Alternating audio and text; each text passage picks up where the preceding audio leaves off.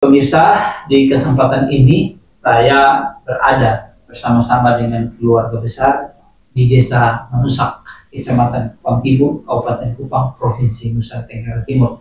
Di sebelah saya ada Bapak Desa bersama dengan Ibu Kaum Perencanaan.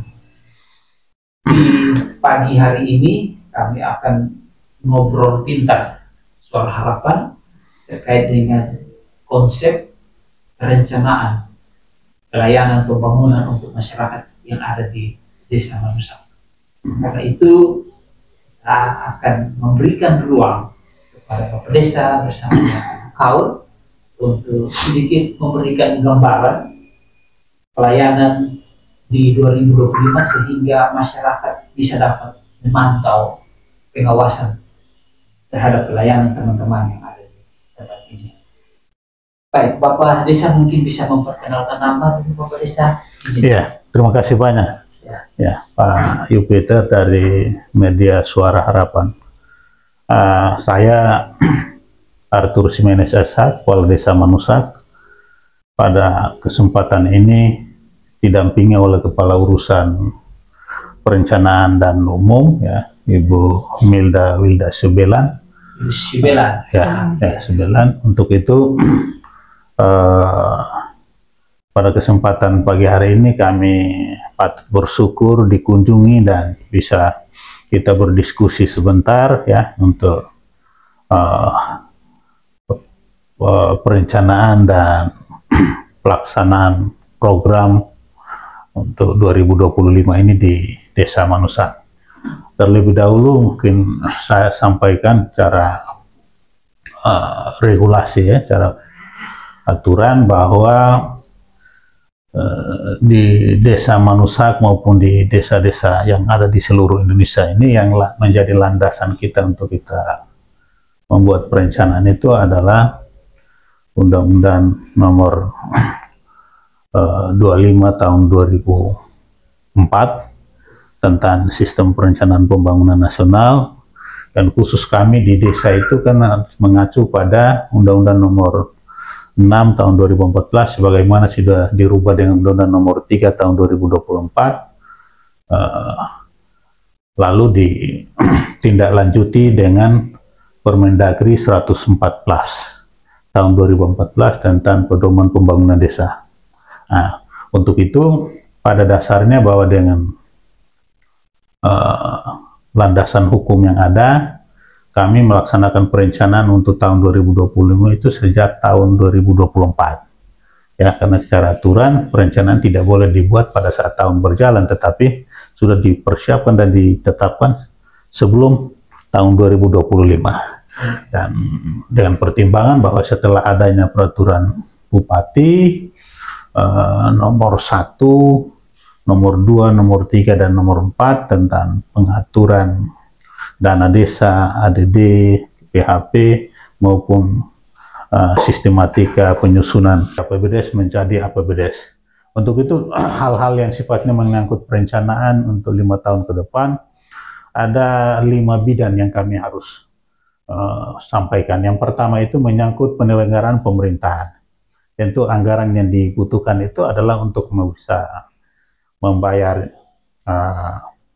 personil yang ada, mulai kami dari desa, nakes desa, RT RW, BPD, dan pendidik PAUD, ya, itu kita bayarkan sesuai dengan penyelenggaraan pemerintahan yang ada di Desa Manusak.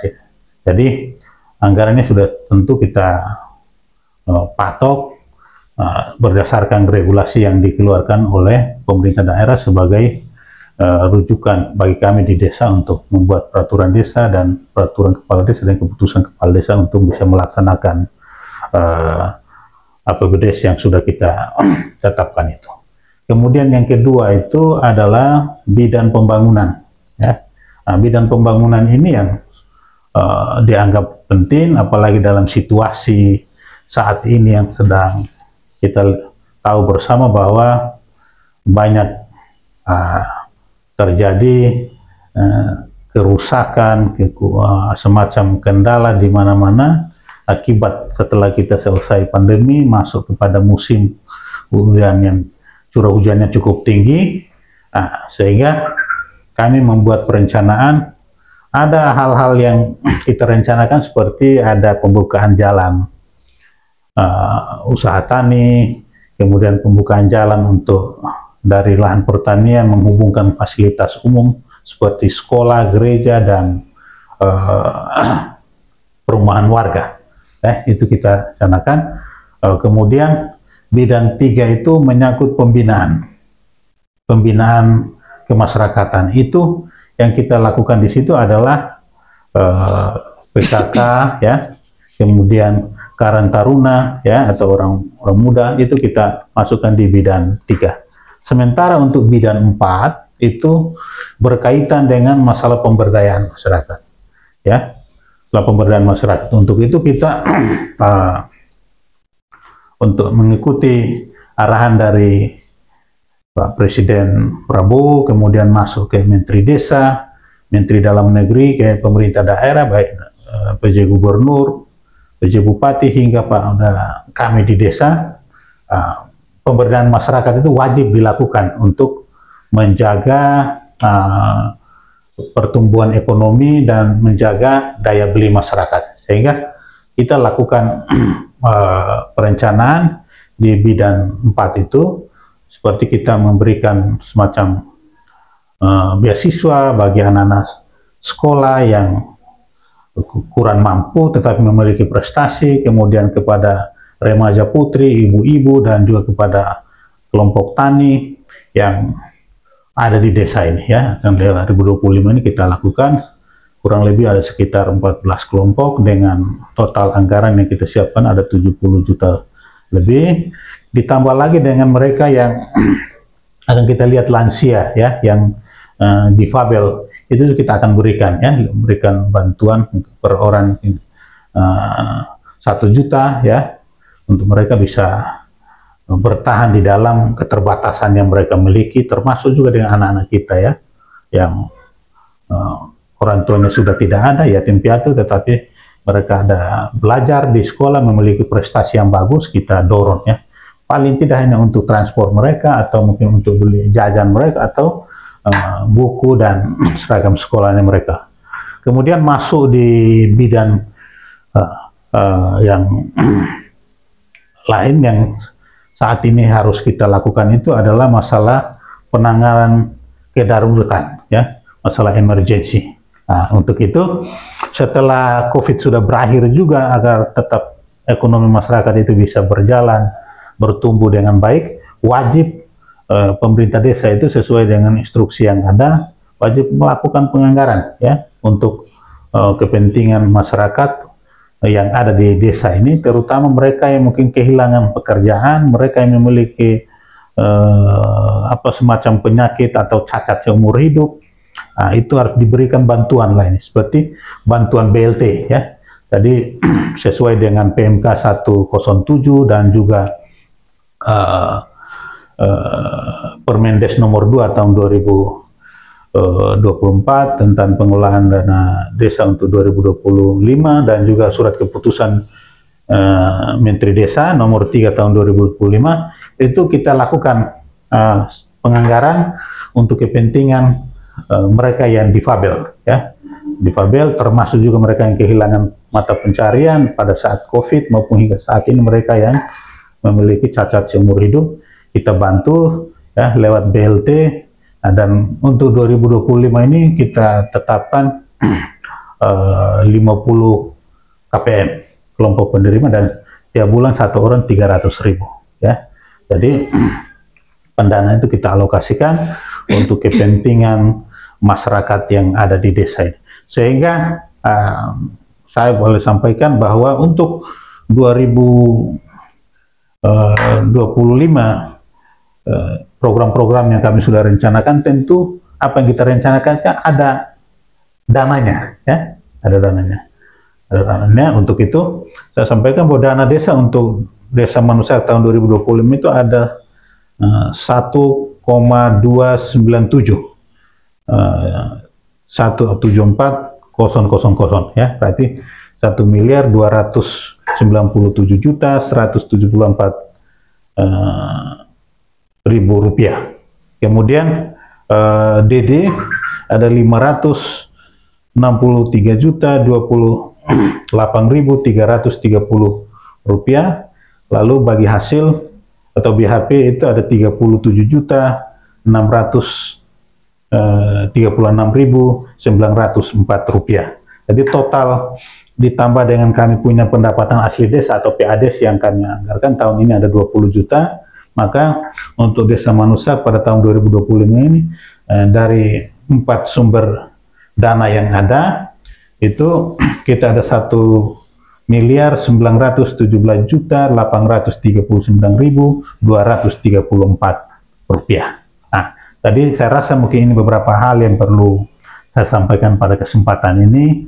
Semoga bisa diketahui oleh masyarakat saya dan juga oleh teman-teman media dan Bapak Ibu yang lain yang punya concern terhadap masalah pembangunan desa dan desa membangun ini. Nanti akan lebih lanjut mungkin bisa dipaparkan oleh Kepala Urusan Perencanaan saya secara singkat. Terima kasih. Terima kasih, saya Kaur Perencanaan Desa Manusak. Nama saya Milda Seubelan. Seperti yang telah disampaikan oleh Bapak Kepala Desa tadi, bahwa perencanaan ini kami buat dari tahun 2024.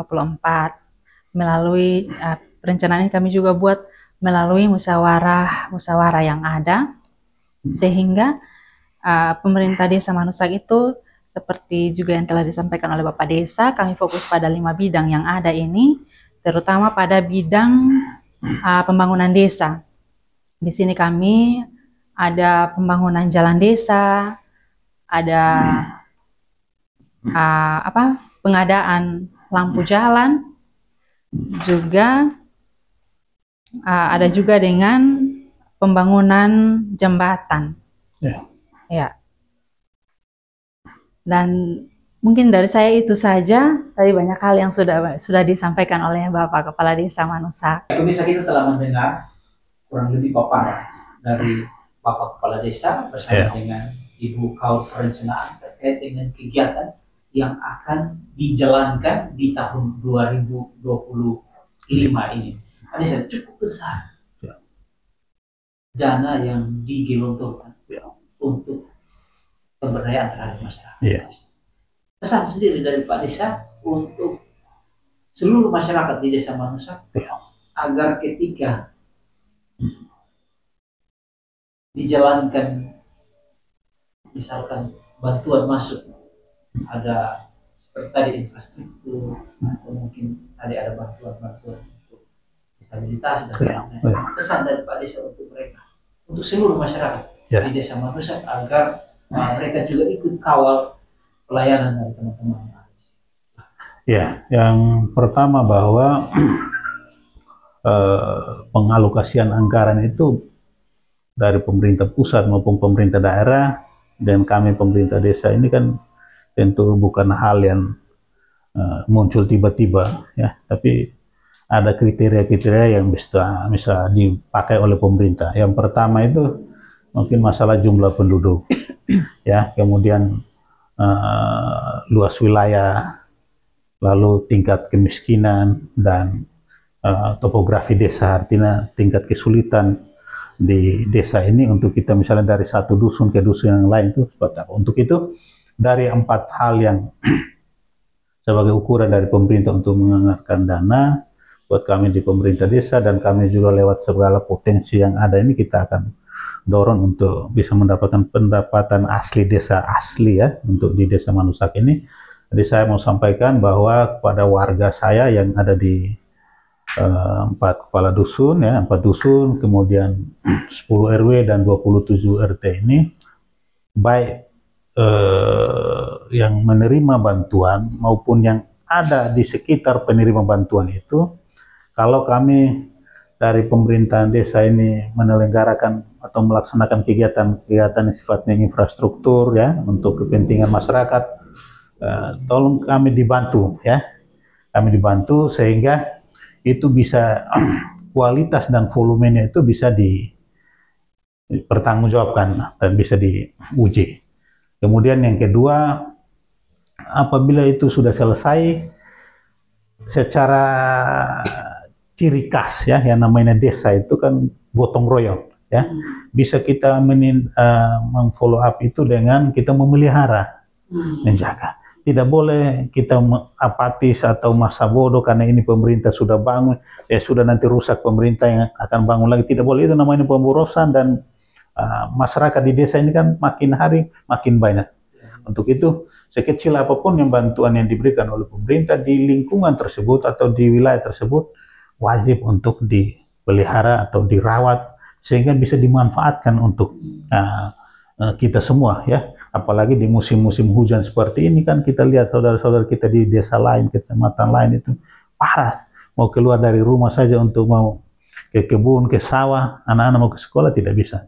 Kami bersyukur bahwa di desa ini walaupun lintas akses untuk kita menghubungkan satu dusun dengan dusun yang lain itu masih agak sulit, tetapi kami masih bisa beraktivitas sebagaimana biasanya, sehingga harapan kami ya itu harus dirawat, dipelihara. Kita kalau memang tidak ada biaya, maka sumbang energi kita, keringat kita, bagaimana kita bisa bergotong royong untuk bisa memelihara hasil yang sudah dikerjakan oleh pemerintah desa melalui tim pelaksana yang ada atau TPK itu. Lalu yang ketiga, bagi mereka yang menerima bantuan dari pemerintahan Desa Manusak berupa non fisik, artinya bukan fisik tapi non fisik, ya harus dimanfaatkan dengan baik ya. Jangan kita kasih bantuan kepada anak-anak untuk kepentingan mereka bisa beli seragam, beli buku, malah orang tuanya simpan untuk kepentingan beli beras atau ya untuk kepentingan beli sirpinan. Itu tidak dibenarkan. Jadi saya secara tegas bahwa bantuan itu ada tetapi terbatas, dan tidak mungkin selama kita menjabat lalu kita hanya layani orang-orang itu saja ya. Kita kan harus melayani semua masyarakat sehingga ada unsur keseimbangan, ada keadilan di situ, ada manfaat juga untuk bagi warga kita yang lain. Sehingga dari beberapa hal yang saya sampaikan ini, saya hanya menyampaikan terima kasih kepada media Suara Harapan yang sudah masuk di desa ini dan sudah ngobrol pintar bersama dengan kami di ruangan saya. Mudah-mudahan kerjasama dan semacam masukan-masukan, kritikan yang akan disampaikan oleh teman media maupun dari masyarakat, kami bisa menampung dan bisa membenahi pelayanan kami untuk ke depan ke arah yang lebih maksimal lagi. Saya rasa demikian. Terima kasih. Terima kasih Bapak Desa bersama dengan Ibu Kaur. Bisa kita telah mendengar paparan dari Bapak Desa dan juga Ibu Kaur bahwa mereka telah mentotalitaskan pengabdian diri mereka untuk pelayanan terhadap masyarakat yang ada di Desa Manusak, Kecamatan Kupang Timur, Kabupaten Kupang, Provinsi Nusa Tenggara Timur. Memang tidak semua dapat dijangkau, tetapi mereka telah berupaya secara maksimal. Dan mereka juga tidak menutup diri. Ada evaluasi, ada tanggapan-tanggapan dari pihak masyarakat. Welcome untuk mereka bisa mengevaluasi dan ke depan bisa dapat menjalankan produk pelayanan di tempat ini dengan baik. Sekali lagi terima kasih Pak Desa, Ibu Kaur, sudah boleh membagikan waktu yang cukup padat, memberikan ruang sehingga kita boleh dapat ngobrol pintar di pagi hari ini, dan semoga ini juga menjadi spirit bagi desa-desa lain untuk bagaimana bisa memberanikan diri untuk ada bersama-sama di media dan menyampaikan program-program kerja, capaian-capaian kerja sehingga bisa diawasi langsung oleh publik. Memang Pak Desa Dong ini juga bagian dari public figure. Jadi harus siap menerima baik kritikan, masukan untuk pelayanan ke depan lebih baik. Dari saya Yuta Donati, tayangan ini boleh dapat dilihat di media Suara Harapan, di YouTube, di www.majalah Suara Harapan, di TikTok media Suara Harapan, dan semua boleh dapat diakses, dan nantinya akan juga dituangkan dalam bentuk cetakan edisi seperti ini. Izinnya ini hasil karya saya kurang lebih 1 tahun. Di tahun 2024 ada 71 tokoh yang telah mendedikasikan diri untuk mengabdi di Kabupaten Kupang yang sama-sama kita cintai. Terima kasih Pak Desa, sukses selalu, Ibu Kaur, semangat ya dalam perencanaan.